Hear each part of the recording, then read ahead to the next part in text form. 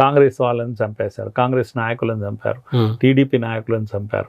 ఇవన్నీ వాళ్ళ అవసరాల కొరకు చంపారు. వాళ్ళకి వేరే ఏమీ లేదు, ఎవరి మీద ప్రేమ లేదు, ఎవరి మీద ఇది లేదు, శత్రుత్వం లేదు, వాళ్ళ అవసరాలను బట్టి చంపారు.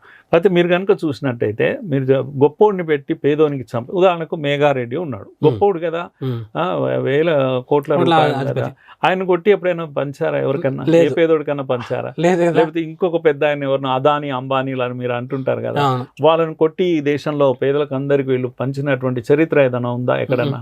నో, ఎక్కడా లేదు. వాళ్ళు కొట్టింది ఎవరినండి? కొడితే మరి దొరలను అని అంటారు, దొరలను కూడా తక్కువే వీళ్ళు కొట్టింది అంతా. ఇప్పుడు కిలారి సర్వేశ్వరరావు ఉన్నారు, ఆయన ఆదివాసీ ఎమ్మెల్యే, ఆయనతో పాటు సోము అని ఆదివాసీ ఎమ్మెల్యే కదా. వీళ్ళంతా టీడీపీ ఎమ్మెల్యే, ఒక ఆయన మాజీ ఎమ్మెల్యే చంపేశారు కదా, మన కళ్ళ ముందు చంపేశారు. రాగ్యనాయక్ ని ఇక్కడ చంపేశారు కదా, ఎంతమందిని చంపేశారు? మహేంద్ర కర్మ ఎవరండి? ఆయన ఆదివాసీ. మరి ఆదివాసీ ఆయన సాల్వాజుడు సంస్థను పెట్టి ఈ ఆదివాసీలను అందరినీ తిరుగుబాటు చేశారు. వద్దురా బాబు, ఈ నక్సలైట్ మా దగ్గరికి ఎందుకు వస్తారు అని ట్రైనింగ్ ఇచ్చి వాళ్ళ మీద తిరగబడ్డాడు.